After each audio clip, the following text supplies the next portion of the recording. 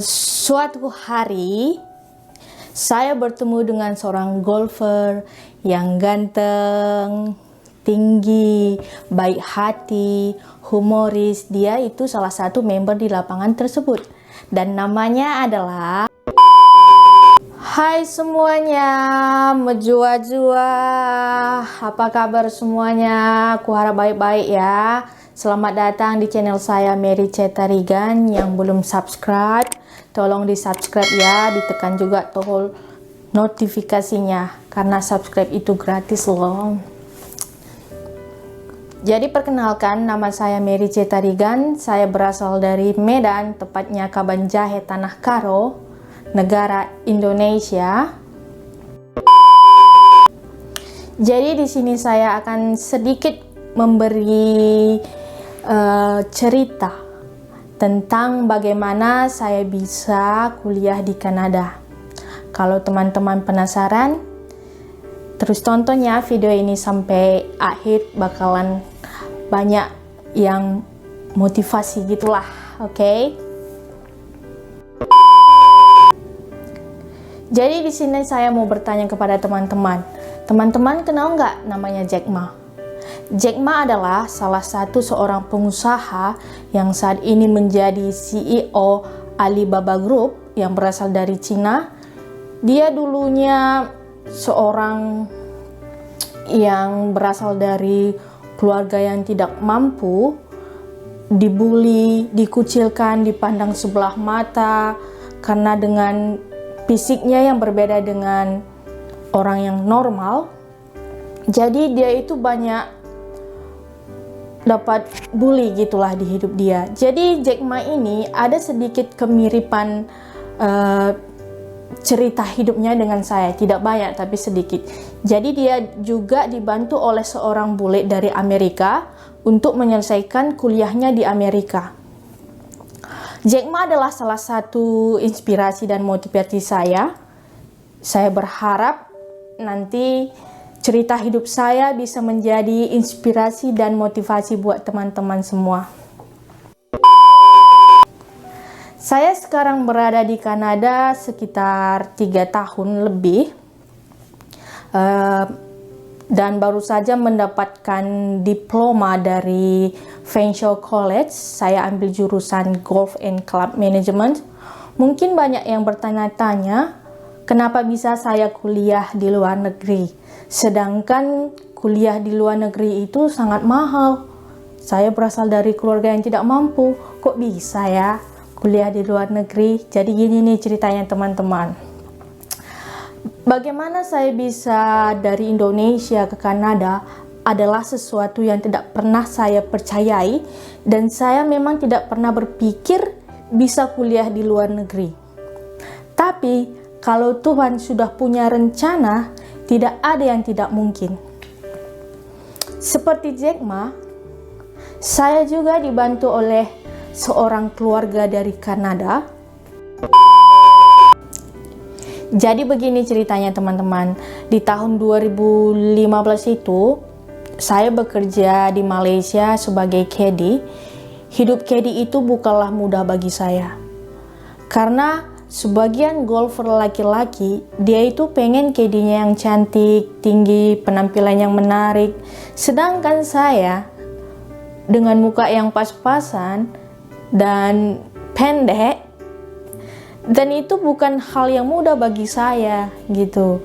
Jadi terkadang saya mendapatkan pekerjaan, golfer laki-laki itu tidak memperlakukan saya dengan baik gitu. Mereka itu tidak melihat kerja saya seperti membersihkan klub mereka, mencari bola mereka ke hutan-hutan.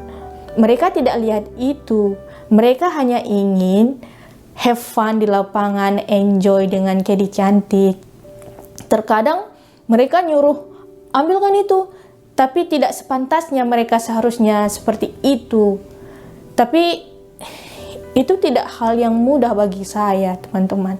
Tapi saya harus bertanggung jawab dengan apa tugas saya sebagai caddy. Saya harus tetap melayani mereka dengan baik, harus tersenyum. Jadi itu tidak hal yang mudah bekerja sebagai caddy. Suatu hari saya bertemu dengan seorang golfer yang ganteng, tinggi, baik hati, humoris. Dia itu salah satu member di lapangan tersebut dan namanya adalah Popopo. Hello. Oh, hello. Majua. Hello, Mary. Hello. How are you? I'm good. How about you? Good to see you again. Jadi inilah golfer yang saya bicarakan tadi, teman-teman. So Paul, did you remember that the first time we met at the golf course? At Bukadongo? Yep. Yes, I remember the first time we met at Bukadongo. You were caddying for me. It was a Sunday morning and I was playing with Wigs, the group I always played with on Sunday. And you were one of the caddies and you were working for Mr. Allen and me. Once we got to know each other, because you caddied for me quite a bit, and we always laughed about some shots. And Some shot. What question did I always ask you? You always ask me, Mary, that's lucky or skill? That's right. And how did you answer? I always say skill. Yes, like I said, she's a smart girl.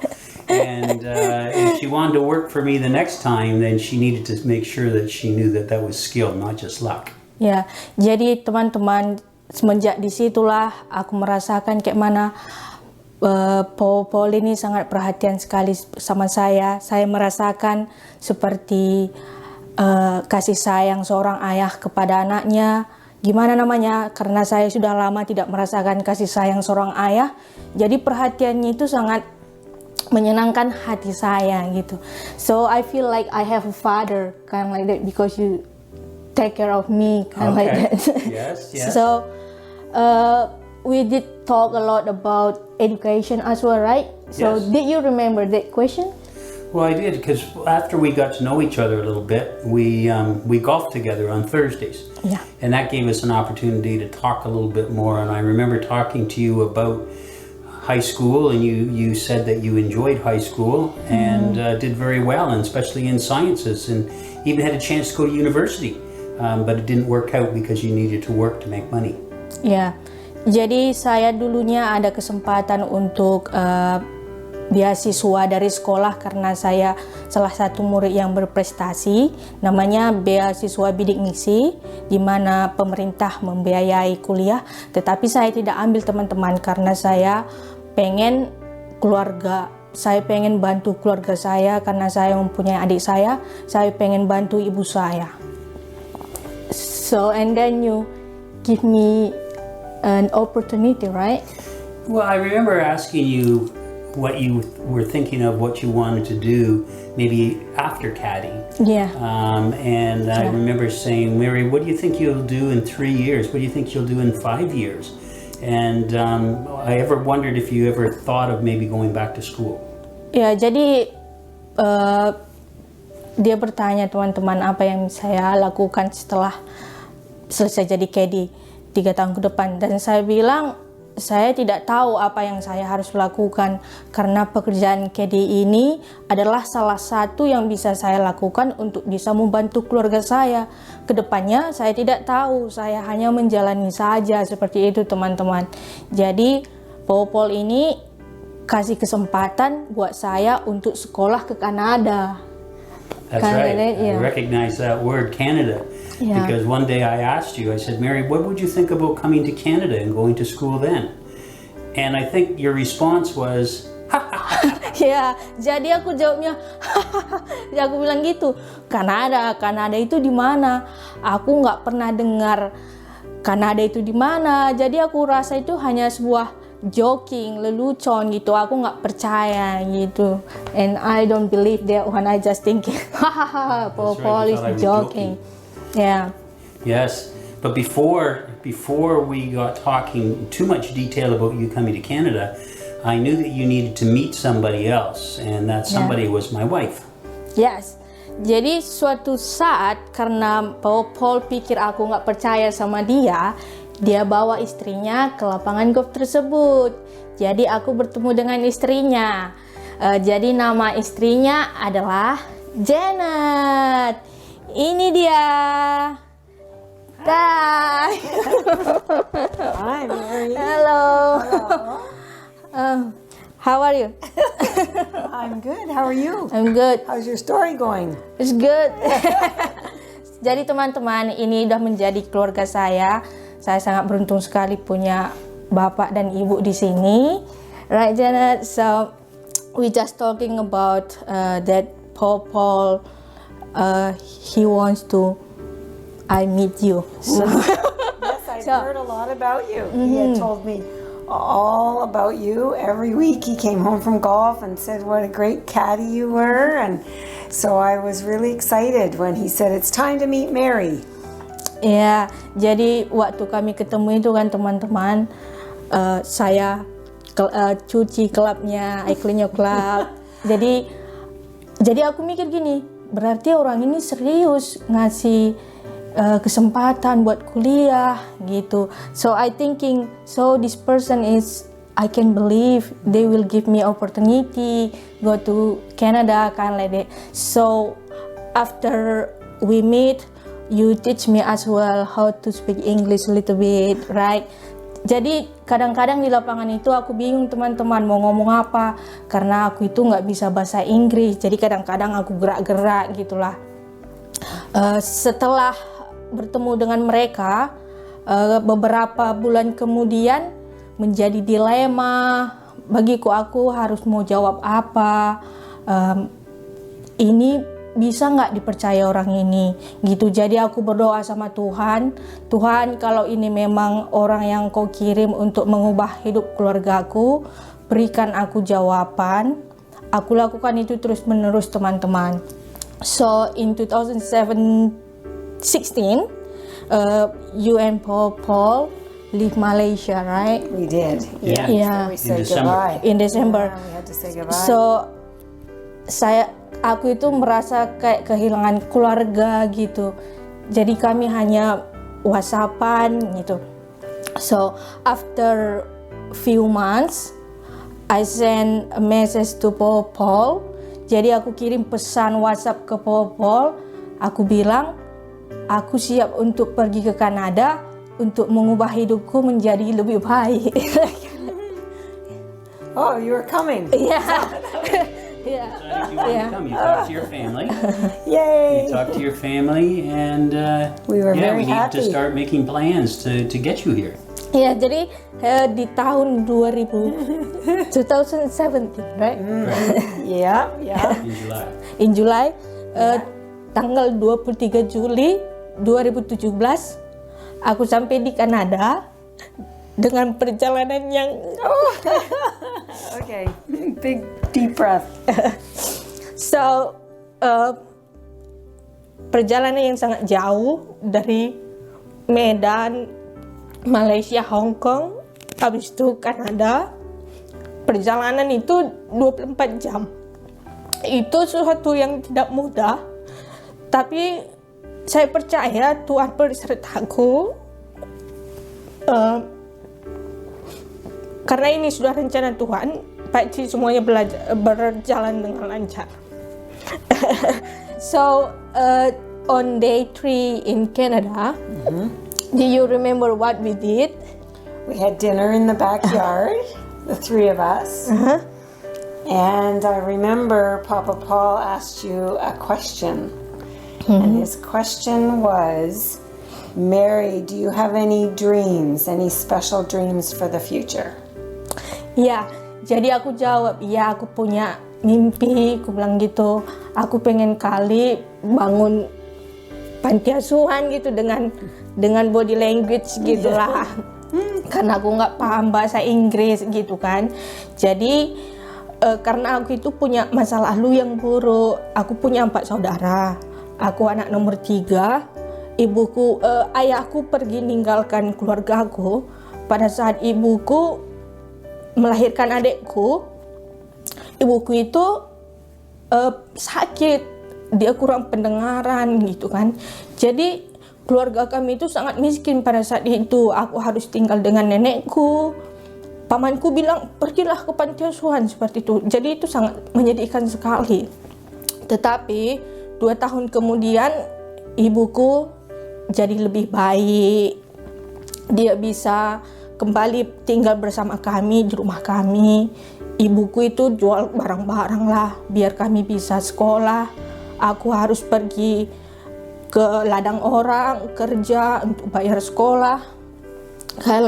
It was really tough life for me. Right. Instead that one, I visit a house. Jadi aku pergi ke Siosar, ke tempat-tempat di mana orang pengungsi Tanah Karo, karena di tahun 2000 lupa aku tahun 2000 berapa terjadi letusan Sinabung. Saya lihat banyak anak-anak berlari, mereka tidak punya sekolah. Jadi aku pengen bangun sekolah karena menurut saya sekolah itu adalah tempat bisa membuat orang senang. So I told you, Paul, I want to build a school instead orphanage, right? That's right. That's right. And then what did you say when I told my story? Well, when I was very surprised because when I asked you about your goals, I had no idea it was going to be as complicated as it turned out. But my background being a teacher and a principal, with you wanting to build a school, I thought, great, let's do it. Let's do it. Let's get started. How are we going to do this? Ya, jadi 2 tahun saya di Kanada, kami buat project namanya The Mary School Project. Jadi kita ada buat presentasi, speaking, ada golf turnamen, ada juga orang ngasih duit gitulah. Jadi dalam 2 tahun itu kita ngumpulkan $35,000 Canadian. Kalau Indonesia itu sekitar 350 juta. Jadi sekolah itu sekarang sudah kebangun. Sekolah itu bakalan dibuka di tahun ini, Juli 2020. Dan itu semua berkat Tuhan Yesus.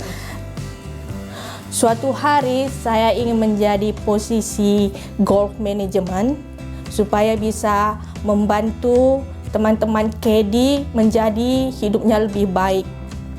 Saya berharap bisa mendapatkan pekerjaan yang baik agar saya bisa membantu keluarga saya dan mengembangkan sekolah saya nantinya. Ketika saya kecil, masa depan saya tidak baik. Tetapi sekarang saya memiliki banyak harapan dan peluang. Itu menunjukkan bahwa hidup bisa berubah. Inilah cerita sekolah saya yang namanya Sukacita. Our school name Sukacita. Yeah, so I want to say thank you for Paul and Janet to make my dream come true. Jadi sama-sama. Berjua-jua. Jadi teman-teman, semoga ini bisa menjadi inspirasi dan motivasi untuk teman-teman semua. Terima kasih. Terima kasih. Jumpa lagi. Sampai jumpa lagi. Bye-bye.